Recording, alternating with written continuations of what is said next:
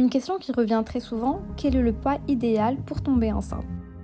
Bonjour à toutes et peut-être à tous et bienvenue dans À l'écoute de votre fertilité, le podcast dédié à vous, future maman, qui vous accompagne dans la réussite de votre projet grossesse. Tout au long de cette série de podcasts sur la fertilité, nous allons découvrir des interviews exclusives, mais surtout en apprendre plus sur le fonctionnement de notre corps. Bonjour à toutes et bienvenue sur un nouvel épisode du podcast À l'écoute de votre fertilité, qui parlera essentiellement de la perte de poids avant la grossesse. Je me présente, je suis Nouaïla Mdari, diététicienne nutritionniste et experte en nutrition. Vous souhaitez perdre du poids avant de tomber enceinte? Le programme BIMUM vous accompagne dans votre projet bébé afin de favoriser votre fertilité.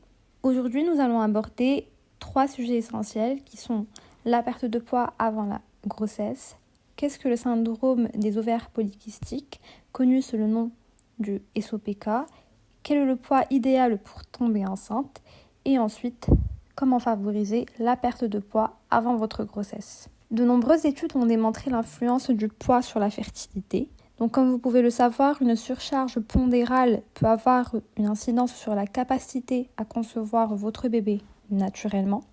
Le surpoids est souvent associé à un dérèglement hormonal du corps qui peut affecter votre capacité à ovuler régulièrement et donc à obtenir une grossesse. La perte de poids avec un accompagnement diététique par des professionnels de santé et un régime alimentaire sur mesure est la première option et la clé donc proposée aux femmes en surpoids qui souhaitent tomber enceintes. Grâce à plusieurs études, il a été démontré que le surpoids réduit la fertilité et dans le cas de celui-ci, la perte de poids apporte un bénéfice majeur, surtout si elle a lieu avant la conception plutôt que pendant.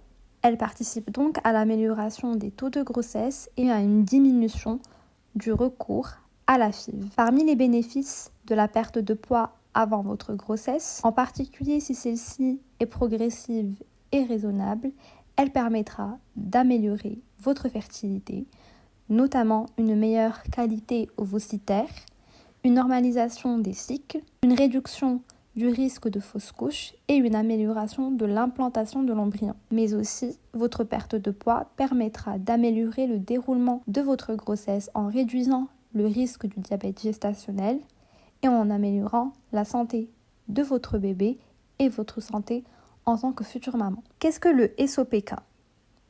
Le SOPK, connu aussi sous le nom du syndrome des ovaires polykystiques, est un trouble endocrinien très courant qui touche une femme sur 5, soit 20% des femmes en âge de procréer.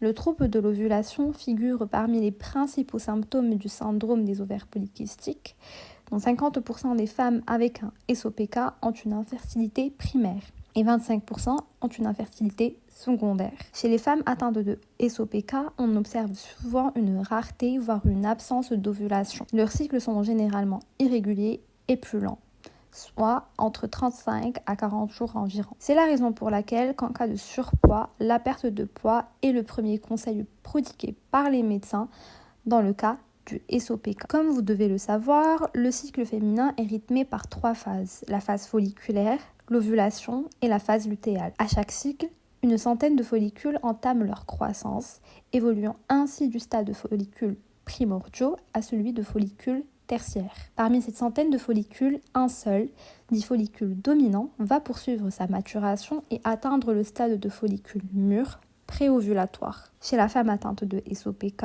la maturation folliculaire est bloquée par l'accès d'androgènes, qui sont des hormones masculines. Les follicules immatures s'accumulent donc et grossissent sans expulser leurs ovocytes. Plusieurs études tendent à démontrer l'implication de l'alimentation équilibrée et la perte de poids dans l'amélioration des symptômes du SOPK. L'alimentation saine et la pratique d'une activité physique régulière peuvent donc favoriser la perte de poids, encourager la reprise de la cyclicité menstruelle et de l'ovulation, et ainsi améliorer les chances, vos chances à tomber enceinte de manière spontanée. Une alimentation riche en fruits et légumes bio, mais aussi en céréales complètes et pauvres en graisse, en cholestérol et en sodium, peut grandement réduire les marqueurs de résistance à l'insuline, ainsi que l'indice de masse corporelle.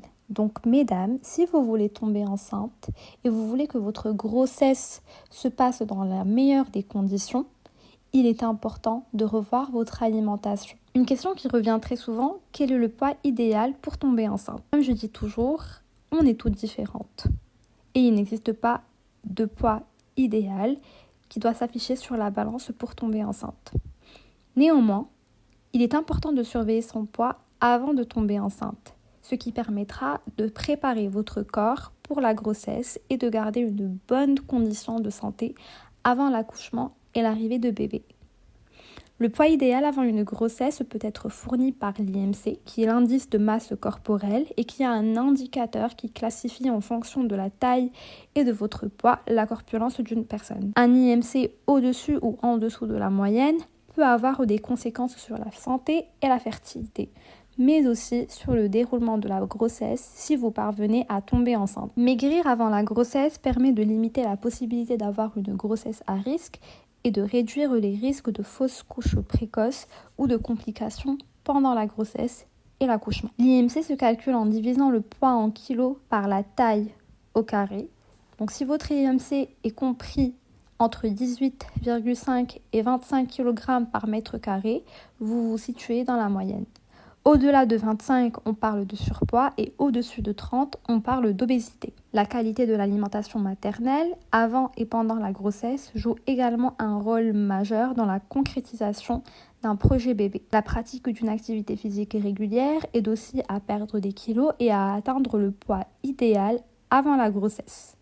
Le sport favorise un meilleur état d'esprit et participe à la gestion du stress. Donc pour faire simple, il n'existe pas de poids idéal pour tomber enceinte, mais il y a des normes à ne pas dépasser pour que votre grossesse se passe dans la meilleure des conditions. En ce qui concerne la perte de poids pendant la grossesse, il faut savoir que lors du premier trimestre, certaines femmes peuvent perdre du poids. Plusieurs facteurs peuvent influencer cette perte de poids, notamment les nausées et les vomissements, donc peuvent rendre l'alimentation difficile et faire baisser le nombre de calories journalières apportées à l'organisme.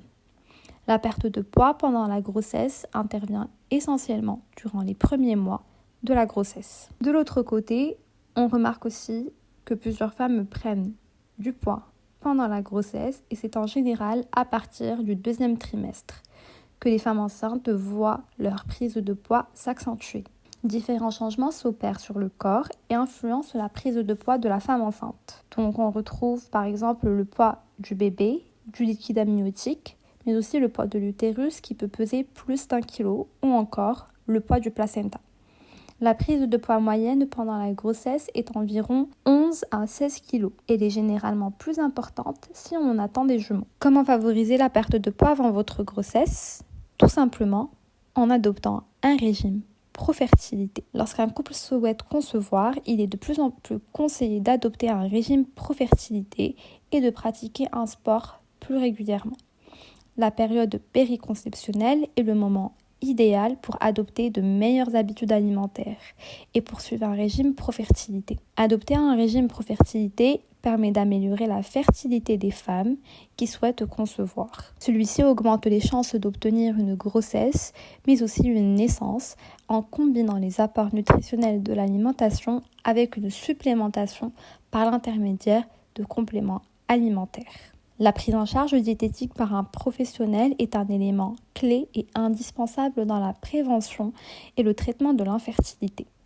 Cette prise en charge permet de perdre quelques kilos et d'avoir le poids de début de grossesse idéal. Consulter un professionnel de la nutrition permet également de consommer des calories qui ne soient pas des calories vides ou calories creuses, c'est-à-dire des aliments avec des calories mais sans apport nutritif grâce aux vitamines et oligo-éléments essentiels pour notre corps et bénéfiques pour notre santé, mais aussi afin d'éviter toute carence avant la grossesse et d'obtenir des conseils nutritionnels sur mesure dans la prise en charge de l'infertilité des couples. Si vous aussi, vous souhaitez perdre du poids avant votre grossesse ou que vous avez un projet bébé, n'hésitez pas à solliciter nos professionnels de santé et nos coachs fertilité qui vont vous accompagner en nous contactant sur bimum.co.